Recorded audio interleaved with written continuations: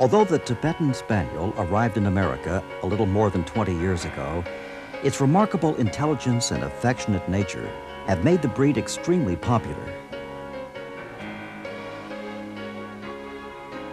Prized for centuries in its native Tibet as a companion and watchdog, the Tibetan Spaniel was unknown in the West until the late 1800s, when the first specimen of the breed was brought to England. Even so, the first Tibetan Spaniel appeared in the United States only in 1965. The American Kennel Club approved the breed to compete in the non-sporting group January 1984. You'll be seeing many Tibetan Spaniels during this presentation. Some are outstanding examples, others are less so. But all are representative examples of the breed and will help your understanding of this Oriental watchdog and companion. Now, let's begin. In general appearance, the Tibetan Spaniel is a small, active, alert dog with a well-balanced appearance. He is slightly longer in body than he is tall, rectangular rather than square. As for size in the Tibetan Spaniel, ideally both dogs and bitches should stand about 10 inches at the withers and will range between 9 to 15 pounds. Well-balanced are the key words. The Tibetan Spaniel should never appear long in body and low to the ground, nor short-backed and high on leg. This properly coated dog's proportions are correct, with the legs long enough to allow a rectangle of daylight beneath the body. Balance and proportion should be your primary guidelines. A symmetrical, pleasing animal typifies the Tibetan Spaniel. Let's begin our detailed examination of the Tibetan Spaniel with the head. It is small in proportion to the body and is carried proudly like this.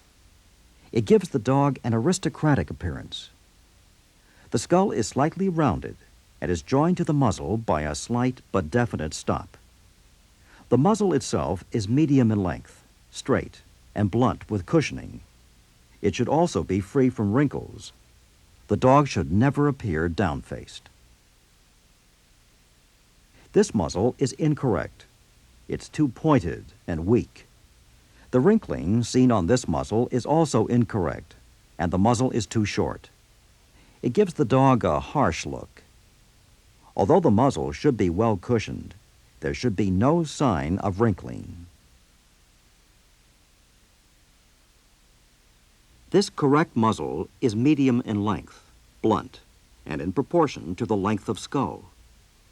This dog's ratio of muzzle to skull is excellent. This skull is too domed. From the front on this correct head, you can see the slightly domed skull. It is broadest at eye level and should not fall away under the eyes. The nose should be black like this. The blunt appearance of the muzzle is due in part to the slightly undershot jaws. This lends an impression of depth and width to the chin. Slightly undershot means that the upper incisors should fit neatly inside and touch the lower incisors. Full dentition is desired. The teeth should not show when the mouth is closed, nor should the tongue protrude. This level bite is also permissible, as long as the depth and width of chin are evident. This scissors bite is undesirable. An overshot mouth is definitely incorrect and should be penalized. The Tibetan Spaniel's keen, intelligent expression is due in part to correctly shaped and placed eyes. The eyes are oval in shape, medium in size, and are set fairly wide apart. They should be forward-looking, like these are, giving an ape-like expression. The eyes should be dark brown in color, bright and expressive. The eye rims should be black. Liver, or putty-colored pigmentation, is a fault. These large, round, prominent eyes are not desirable. You can see how they detract from this dog's expression. Large, full eyes are faulty, as are light-colored eyes. Ears are medium in size and set fairly high on the head, just below the top of the skull, like this. They're pendant and well feathered in adult dogs. There can be a slight lift from the skull before the ears fold over, but they should not fly, that is, lift too high off the skull. These ears are set too high. But these ears, which fly out to the side, are not correct. Equally undesirable are erect ears, or ears which are too large and low-set, like these. Here again is the desired Tibetan Spaniel look: alert, watchful, intelligent. You can see here that the male head is masculine, but never coarse. The female head is finer throughout, with a softer expression. Now let's consider the Tibetan Spaniel's neck and body. The neck is moderately short, strong, and well set on. It is covered with a mane or shawl of longer hair, which is more pronounced in dogs than in bitches. What about this dog? The neck appears too short and heavy and is out of proportion to the rest of the dog's body. This correct, well-placed neck allows the dog to carry his head high, with the typical proud carriage of this breed. Note that the mane may not develop until after the dog is 2 years of age, and may be a lighter color than the rest of the dog. The shoulders are well placed and laid back. The upper arm should have corresponding angulation, so that the front legs are well under the dog. The elbow will then fall on a line directly below the withers. These correct shoulders will help the dog move with the brisk action which is a characteristic of the breed. This dog has a well laid back shoulder blade, but his short, straight upper arm throws the front assembly out of balance. But these shoulders appear to be too straight, as does this short blade and long, straight upper arm. This may also result in inefficient movement in front. These correctly laid back shoulders are desirable. The forelegs are firm at the shoulder with moderate bone. From the front, you can see that the forelegs are slightly bowed. This is typical of the breed. You can also see that the chest is moderately wide and fairly deep. These forelegs are incorrect. They're bowed too much and are out at the elbow. Although the Tibetan Spaniel's forelegs should be slightly bowed, this much curve is faulty. This dog is too clunky, with too heavy bone. This young dog's forequarters are correctly built, with a moderate amount of bone and a slight bow in the forelegs. From the side, see how the front assembly is correct. The pasterns are only slightly sloping. The Tibetan Spaniel is hare-footed. Indeed, he is the only native Tibetan breed with this shape of foot. The feet should be small and neat. The feathering between the toes will often extend beyond the foot like this. Note that small cat feet are faulty in this breed. Dew claws may be removed.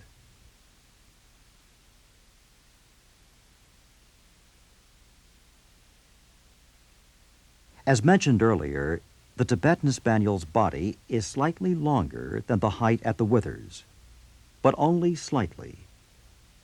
This dog's body proportions are correct. While this dog is clearly too long in body and too low on leg. This one appears too high on leg, too short in body, and square. The Tibetan Spaniel's body is slightly longer than the height at the withers, like this. This makes the Tibetan Spaniel rectangular in appearance, rather than square.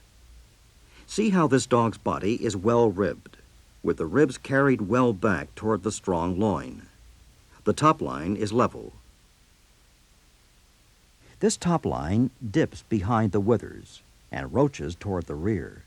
It is incorrect. The tail is one of the Tibetan Spaniel's most distinguishing features. The tail is set high, like this, and is richly plumed. It's carried in a gay curl over the back when the dog is moving or at attention. At rest, the tail may drop. What about this dog's tail? The set is too low. Remember, the tail should be an extension of the top line at the end of the spine. This dog's tail is too short and straight. This correct tail is carried properly in a gay curl. See how the curl is over the back. Remember that the tail need not be carried over the back when the dog is standing. In the show ring, attempts to hold the tail in this position are not necessary. The standard only requires that the tail curl over the back when the dog is moving. The hindquarters should be well developed and strong, like these are. See how the hocks are well let down. The thighs should be well developed and the stifles moderately angulated at the joint. From the rear, the buttocks are well rounded and the thighs are strong. See how the low hocks are straight and parallel. These long cow hocks are faulty, as are these straight stifles. Note that there is no hock definition either. This correct rear assembly is well made and strong, with the angulation matching the angulation of the front, giving the dog the required well-balanced appearance. Now let's discuss the Tibetan Spaniel's coat. It's a double coat and should feel silky in texture. The coat is smooth on the face and on the front of the legs, and is of moderate length on the body, like this. The ears and the back of the legs should be nicely feathered, while the hair on the tail and buttocks is longer. The mane on the neck should be apparent, although again, this may not develop fully until 2 years of age, and will be more prominent in dogs than in bitches. This dog's heavy coat is not desirable. A longer coat with obvious trailing fringes is not correct. A curly or wavy coat is also not correct. A scissored appearance is undesirable. The Tibetan Spaniel is a natural breed. There should be no cosmetic alterations to the coat. The whiskers should not be removed. The coat should not be given any more importance than any other point. A natural appearance is most desirable, nothing more or less. As for color, all colors and mixtures of colors are allowed. Colors take in the entire range, from white to black, including fawns, sables, party colors, and black and tans. Markings, including white markings on the feet, are of no importance, with any marking or combination of markings permissible. Don't let an individual color preference or attractive markings affect your evaluation of the total dog. While markings may catch the eye, it's the total dog that should form the basis for your judging. The Tibetan Spaniel should be quick-moving.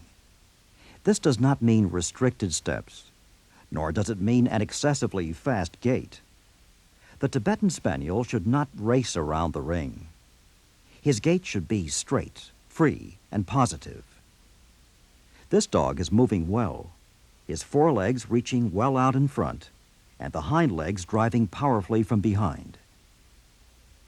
From the front, you can see how the forelegs are carried straight forward, swinging neither in nor out. The slight bow in the forelegs should not prevent the dogs having a straight-moving forward gait. and from the rear, the hind legs follow in the same plane as the forelegs, with the hocks remaining straight and parallel. Here again is correct movement, firm and positive. The Tibetan Spaniel should seem like he's covering a lot of ground in a straight, even manner. The Tibetan Spaniel's gay, assertive temperament is a large part of his quickly won popularity. Although he may be somewhat aloof toward strangers, he is devoted to his family and is trusting of other dogs and people. He should never appear nervous or apprehensive in the show ring. It's not surprising that the Tibetan Spaniel has won a devoted following in such a relatively short time, or that this affectionate, highly intelligent dog holds such a secure place for the future.